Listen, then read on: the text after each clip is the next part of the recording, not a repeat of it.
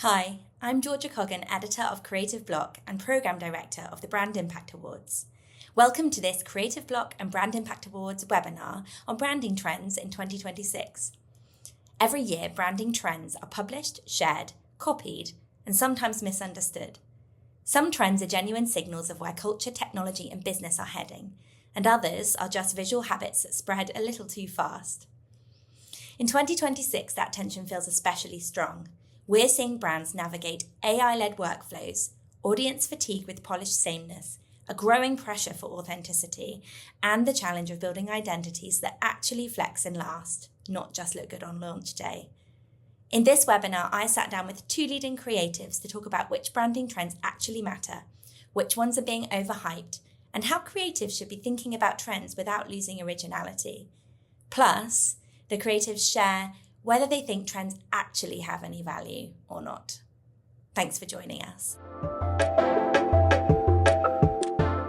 We'll start with some introductions. Could each of you tell us your name and a little bit about your job role and where you work? And could we start with Atsaya, please? Yeah, no worries. Hi, I'm Atsaya Gabiryalpillai. I'm currently a independent senior designer, but I was previously at For the People. Great, thank you so much. And Jenifer? I am Jenifer Lehker. I'm creative director at Lippincott. Okay, fantastic. Thank you. Thank you so much to both of you for joining us. So trends, we'll start with the positive. There's so much talk about trends every year. And while some might feel like fads or surface level changes, some of them genuinely are cultural creative shifts that last and go on. So I'd love to hear from each of you if you think there are any of those really valuable ones this year in 2026 and what you're excited about. So I hear from each of you, but if I could start with Jenifer, that would be great. So what branding trend for 2026 are you most excited about, Jenifer, and why? Okay, mine is pretty broad. So mine, I think, is this return to richness. And I think that spans a few things. We've been past this minimalism reign and we've been moving into this much richer territory for the past few years, but I don't think we've even seen the peak of that yet. I think from, a visual perspective, a verbal perspective, a sonic perspective, I think we're just going to keep building on that, really building this really exuberant, tactile, layered perspective that is just going to continue to grow and get richer storytelling. And I think we've started to see this in a few places that are within some leaders. I think it's a little bit of a pushback on AI, kind of anti-AI, like the joy in creating, the joy in doing things by hand. But I think it's also just been, this place that we've been heading for a while, like where we had been with minimalism, like so many industries, we were seeing such a sea of sameness that we've been pushing against that for a while and becoming more and more distinct. Everyone's fighting to figure out how they can be more authentic and distinct. So people becoming more bespoke. So we're independently looking to find ways that we can be more distinct and bespoke. But I think we're even getting more and more bespoke. People are finding even more ways to craft in unique ways and push even further into finding a unique type way, a unique illustration way. I think one, example of that is like Apple TV's intro, that they completely crafted that. That wasn't done by CGI or, AI. That was completely done by hand. Or it's like companies going back to the archives and reinventing something and finding a new way to craft it and even more with even more depth. I think Domino's is a way of showing that they already had a really iconic brand, but somehow they found even more things to pull out of that with the sonic, the clicking of the dominoes or the it's finding even more layers of richness. And I think you see it not even just brand design and graphic design, but I think you see it in fashion too. So I think just design in general is wanting to see more richness, more and more. because it's just fun. It's just fun and rich and exciting to be around. And that sort of level of authenticity, I suppose, that was really resonating with consumers as well in such a saturated marketplace. Are you finding that that's something that the brands or the clients are actively pushing you as designers into achieving, or is it kind of more agency led? Yeah, I feel like the point around distinction has been huge. That's been a big part of the conversation as we're like developing systems. I think because it's been such a sea of sameness, they're really trying to break out from competitors. They're really trying to be like unique to themselves and tell a very specific, unique story. So yeah, it's been very much coming from clients too, as much as it is like very satisfying for ourselves to do something that hasn't been done or find a really unique solution. That's great. Thank you so much. Okay, Atsaya, how about you? Yeah, I think my one's like slightly similar in the sense that in 2026, we are sort of seeing designers revert to that very, I guess, tactile craft feel. And it's very process driven and very, a process that's quite hands on. And I think when I look at, I often scroll on Instagram and save a lot of posts that I'm like enjoying or love. And when I had a look at that, that itself was a trend where it was, had that very hands on approach. You see people scanning in things and layering things, and you get those intentional imperfections and intentional imprints and misalignments and things like that. And so I think it is work that feels like it shows it's been played around with for quite a bit and has that very iterative approach. And I think we did go from, during COVID, there was a lot of people that were quite hands-on. They adopted a new hobby, pottery or knitting or things like that. And going from that to now, which is a very strong contrast where, sometimes there are shorter timelines and faster workflows and, we just have less time and we're sort of looking to increase efficiency. But I do think that, we are reverting to being a lot more hands-on with our approach and having that really crafted and meticulous approach where we're, weaving that into our practice now so that work feels a bit less cookie cutter and a bit more depth, has a bit more substance and feels very considered. But in saying that, I do think that I'm not really following trends for the sake of just being trendy. I think work should be done intentionally and only if it's right for the brand and if it feels interesting enough and, it has a really fresh outlook on it. So, I think you might be asking this question later on about how we feel about trends, but that's sort of what I'm enjoying at the moment. Is there any friction with that sort of handcrafted aesthetic and process in such a digital first landscape? How are you translating those two? Because they seem like they're such polar opposite ways of approaching a project. So how do you go about matching those two things up? Yeah, I would definitely say it's not, it's like a combination, we were just speaking about AI, like it's not just like taking the first iteration just and running with it. It's more about having that approach where you're combining. It's like it's not just crafty, a crafty aesthetic. It's sort of using the tools that you have, especially now more than ever, where we are going towards a more digital era, combining that with the tools that we have. And so I wouldn't say we're fully going backwards. We're sort of using the tools we have alongside of making sure that we're being quite considered with our approach and being quite hands-on in that sense, if that makes sense. Yeah, it does. That's great. Thank you. So you just alluded to it just then. So let's dive into that point about the value of trends. So every year, creative companies publish their trends reports and we all eagerly publish them, and we're putting them out into the world from a media perspective on thinking that creators really want to know about them. Is that true? Do you want to know about them? Are you using them? Are you scanning those reports as they come through? What's the process like around that? And there's a lot in my question, but what is the value on a practical day-to-day level. This time, should we start with Atsaya? Yeah, sure. Thank you. If I'm being completely honest, I don't like to fall into the trends in my practice, and I think this was ingrained into me when I used to work at For the People. We were very hyper conscious of just doing our best not to do what everyone else was doing, and I think that's because it's really important to ensure we're enabling brands to be brave, to be daring, to sort of not chameleon themselves into a category.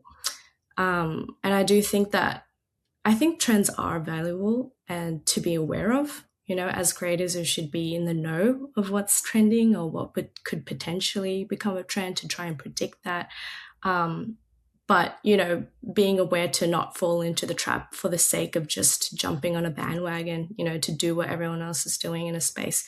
There are certain trends that are very exciting. But again, I think, just not incorporating it just to be a part of that sort of bandwagon is really important, and only making sure that we're doing things because we're very intentional about it, and we're trying to be daring and bold at the same time.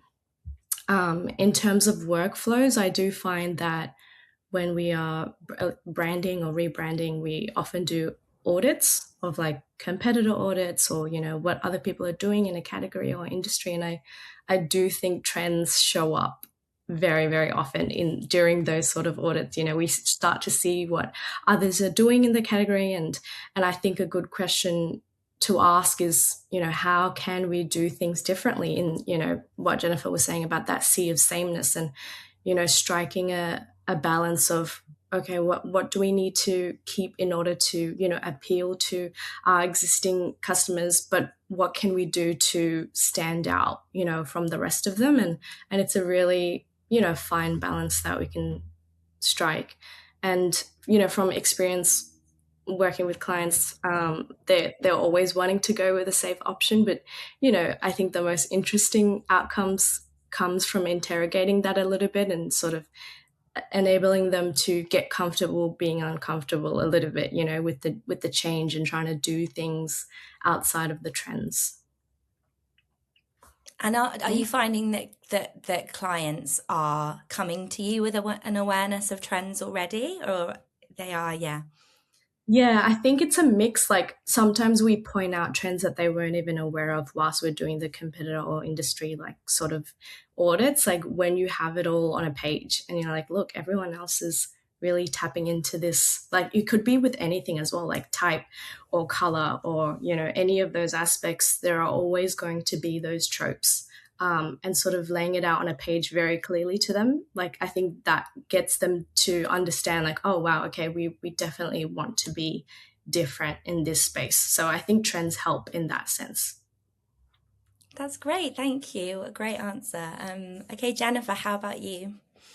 I think I completely agree with Atsaya. Like I think there is value in trends and that you need to be aware of what's happening around you. But almost that awareness is to make sure you're kind of in the zeitgeist, but you're not using it to copy. You're not using it to find out what you need to do. It's almost to make sure you know what's happening so you can find a way to break free of that. I kind of I see it. I'm like, okay, not doing that. Like I kind of use it to make sure that we're finding a way to be distinct from it. But you have to know what's going on. Like you have to know what's going on around you, because you can like see, like new techniques that are happening. Like, I mean, otherwise, like I think there's like things you can learn as you see it, like new developments in technology as you see things happening, not just like the trend aspect of it. So like I read a lot of like design sites, like just to see the things that are coming out, things that are being created, because it is really interesting. It's exciting to see what's being put out there, and I like encourage all my like designers to like stay on top of it because it's important. It's like our news.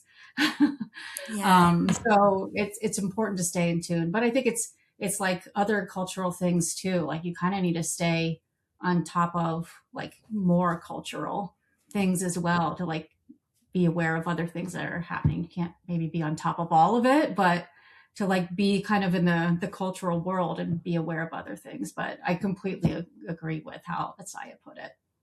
So when you're beginning a project, how does trends come into any sort of initial discussions that you're having with your team? Is it something that will be kind of that people individually might just kind of touch on, or is it something that you'll have as a more formalized part of your process?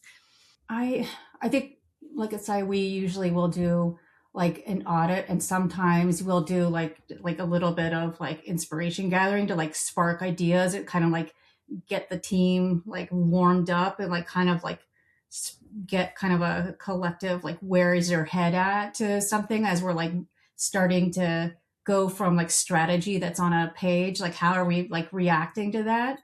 And I think that's where some of like you're pulling from like some things that might be considered a trend, but I don't know that we're like we have to react to this trend, but I think we are making sure that we're working from a place that is quite modern, that we are, and some clients are going to be more like cutting edge or not, but I mean I think we're always looking to be like taking something forward in like every project. So in that case I think we are referencing trends in order to like always be moving ahead.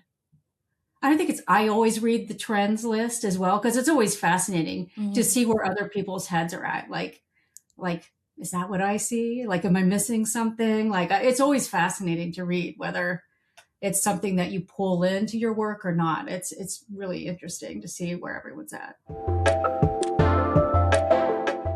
So this game is based on the craft categories of the Brand Impact Awards. And I'll run through the categories now. And then I'll ask you one at a time to pick a category, and I'll choose a question from that category. So the categories are typography, illustration, sonic, brand strategy, motion, and copywriting. Jenifer, would you like to pick a category, please? Typography. What's changing most in brand typography right now, and why does that matter in 2026? I think we're seeing a lot more range and diversity in typography. I think again there was a lot of similarity. There wasn't as much choice, maybe even like 5 years ago, and then there was a lot of expressiveness coming out, which was really exciting. But I think it was all in kind of a particular space. A lot of like expressive serifs. It was all kind of in a similar space, and I feel like now we're just seeing expressiveness and a lot of display faces in a lot of different voices. It's just giving us so much options to speak in so many different tones and voices. So I think it's a really exciting time right now for typography, and that it doesn't feel limiting. And then you layer on top of that like all the technology advances that you have with the variable fonts. I think it doesn't feel like there's limitations right now when it comes to typography. That's really exciting. Okay, Atsaya, would you like to choose your category? I'll go for motion. How are brands using motion to stand out without overwhelming audiences? Yeah, it's a good question. I think brands are sort of utilizing motion in the most important moments. I think, making sure that, it's not about everything needs to sort of move in the same way, but really being specific about the way you use motion, why you choose it, in what moments, being intentional about what you're sort of trying to evoke by bringing something to life. And there is a way to use motion, to drive through a key messaging. I think motion can evoke emotion, depending on what type of tone you want to, give out within your brand. And I do think that choosing those moments when you want to surprise someone or make someone feel a certain way, like excited, really trying to engage them, can go a really, really long way. And so I think if we are being intentional about the way that we use motion and choosing the right moments to drive through key messaging or, bring illustration to life. You could have a mascot, for a brand, like how does that move? Like I think intentionality is very key in, making sure that you're not overwhelming them with just moving things all over the place. Yeah. Great, thank you. Okay, let's go back round again. Jenifer, would you like to choose another category? Maybe copywriting? So how is brand tone of voice changing in 2026? I have to admit, I can't see there's been huge shifts in tone of voice. I think many brands are, of course, trying to be really authentic, trying to be as kind of conversational, eye to eye as possible. And I think that's been at work for many years. And I think a lot of brands are pretty successful at that, and at least at kind of this. We call it over, the iceberg level, kind of what you see on social media or ads. It's maybe not below the line on kind of some of the things that don't get a lot of love from copywriters, or because it never gets that level of attention, your bills or things like that. But I can't say that I've seen a lot of shift in what that tone is. It's kind of striving for that. But I do think AI is the one thing that is going to be changing and has been changing tone of voice, because we see AI tools coming into play to help copywriters, and this can be seen as a negative and a positive. For copywriters on our team, they're working to help build tools that allow copywriters on brand teams to reach further with the brand voice, so they're able to not just do that surface level that is the high level, the ads and the social, but they can go further with the brand voice. So if it's used like that, I think it can be a real positive, but there always has to be a human involved with it. There was a great example, a colleague said about AI. I was okay, yeah, I think I agree with that. It was, if a chess example, if AI playing chess plays a human, AI will always win. But if you have AI playing AI plus a human will always win. And that's a tested thing, and it's true. So it's if you have AI plus human, and human is always working, evaluating, assisting, building on the AI work, then that's a good outcome. But you can't just have AI on its own writing copy. That's a disaster. It's not going to be authentic. But if you can reach more, if you can have things, that brand voice extending further with someone always being an overseer, overseeing all of that work, then that can potentially be a real positive. Because I think that consumers are so savvy to, even already so savvy to AI tone of voice in writing, especially.